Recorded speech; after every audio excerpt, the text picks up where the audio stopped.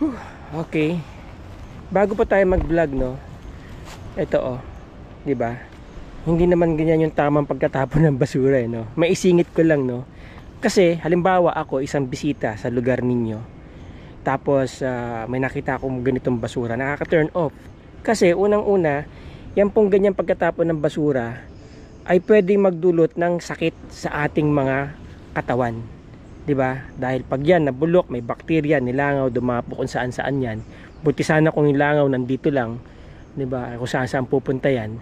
Tapos marami tayong bisita dito.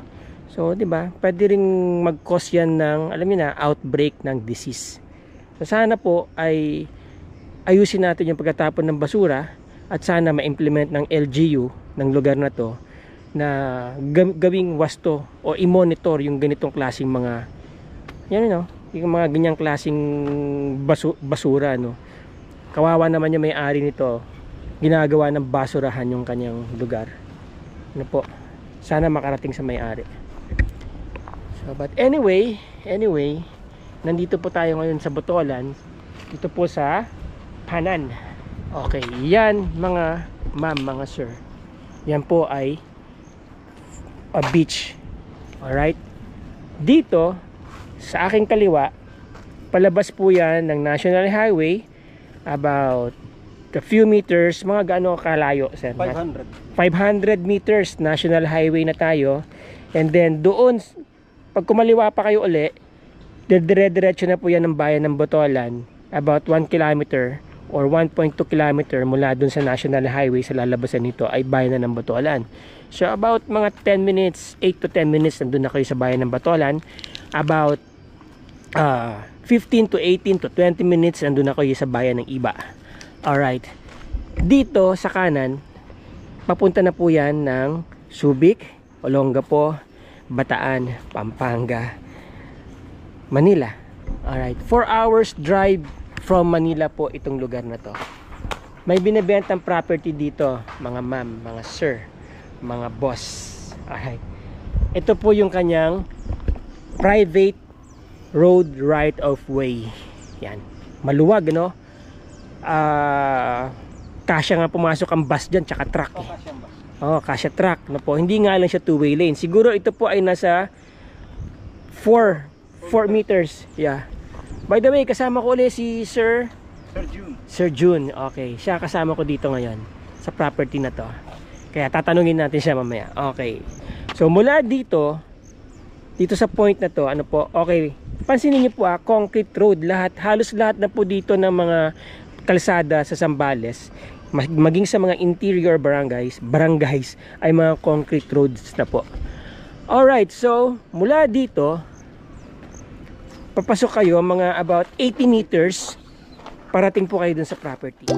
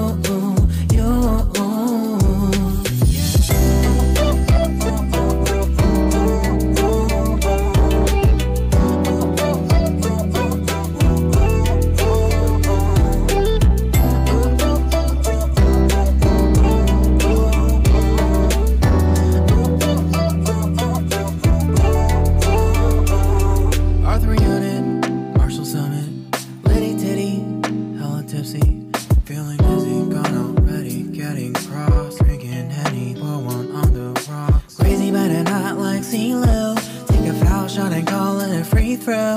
Party foul, help her out, grab a towel. But they cheered to the governor while the beer was all over her.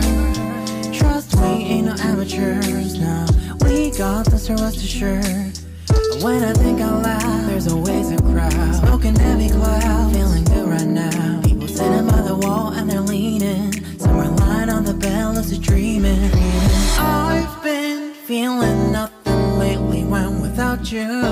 I know that something really special made me think about you. About you.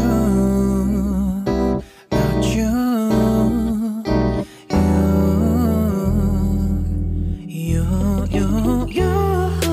I've been feeling nothing lately when without you.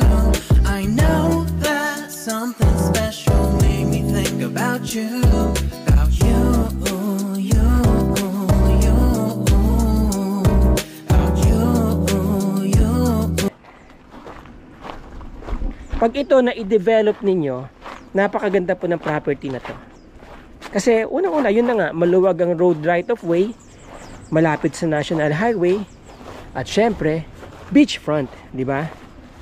Dati isang buong lote ito na hati na. May natira pang 1,800 square meters na lote. Yun ngayon, yung titignan natin na binebenta, no? Oh. Yan.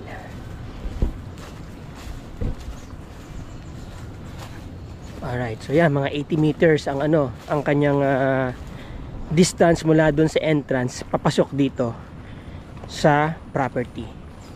Alright. Medyo madamo ngayon dahil alam niyo na, tag-ulan. Tsaka ito, ang tawag namin dito bangbangsit. Yung mga nanghuhuli ng gagamba, dito daw, ito daw yung yung pag nakahuli ka ng gagamba dito sa ganitong bangbangsit na to, matapang daw yung gagamba. Sobrang tapang, Kaya kami nung maliliit kami, pag nakahuli kami ng gagamba galing bangbangsit, itong gagamba ko bangbangsit na tangsit. Okay. Meron ditong structure, Ito pwede naman itong i-rehabilitate.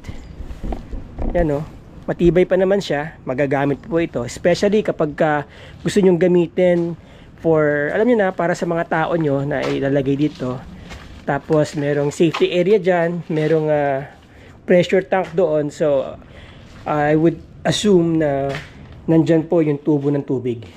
Okay, yan. Again, may kuryente po dito. Ito nakita nyo naman sa drone shots, maganda ang mga kabahayan dito. So may kuryente, mayroong internet cable, internet connection, at maganda ang network signals. Tapos ang frontage, sir, ilan ang frontage kaya ng property? More or less 40 meters. Okay, tapos ang kanyang haba? 1,800. Hindi, ang haba ng property?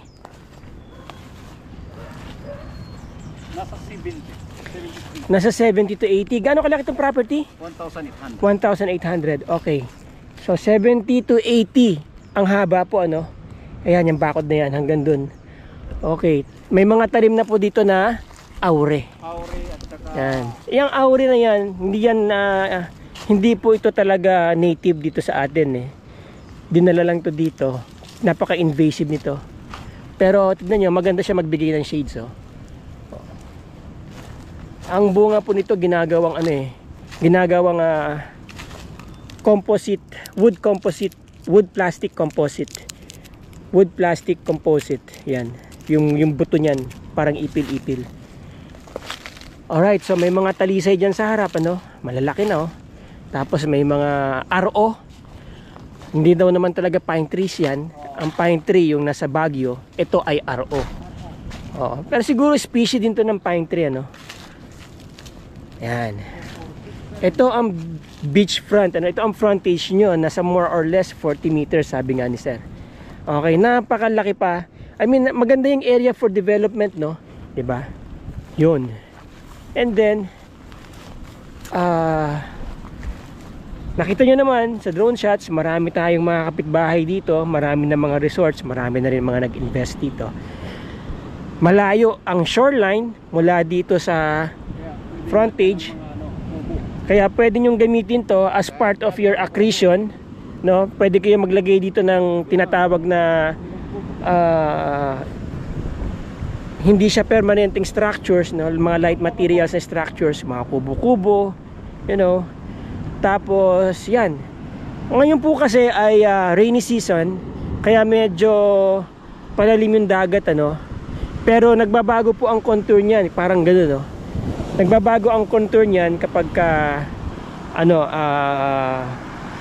dumating na naman ang summer. Mababaw ang tubig kahit malawot na. Oo, kasi ayan, no, mapapansin nyo may breakwater na dun kaagad, no? Okay. So ito yung property, no? Ganda. 'Di ba? Ang luwag ng beachfront nyo, oh.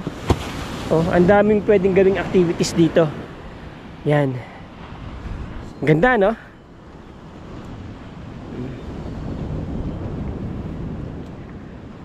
So, all right. Dito tayo sa medyo malilim. So, all right. Ganda ng property, ano? Mga boss, mga ma'am, mga sir.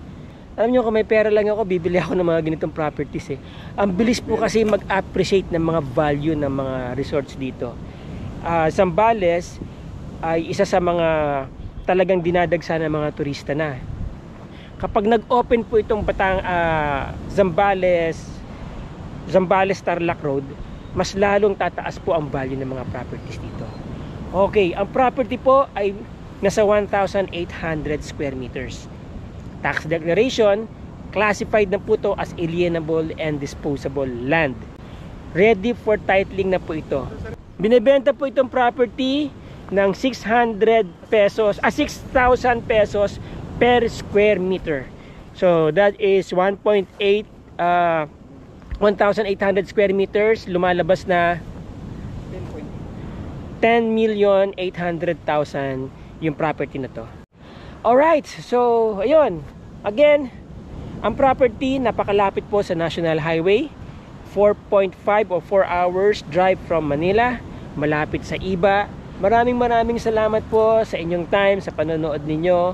Kung interesado po, kung meron pong interesado dyan sa property na to, feel free to get in touch. Andyan po yung aking contact details. Ano po? Yan. Till the next video, mga ma'am, mga sir, mga boss, mga kabutsawals. Ciao!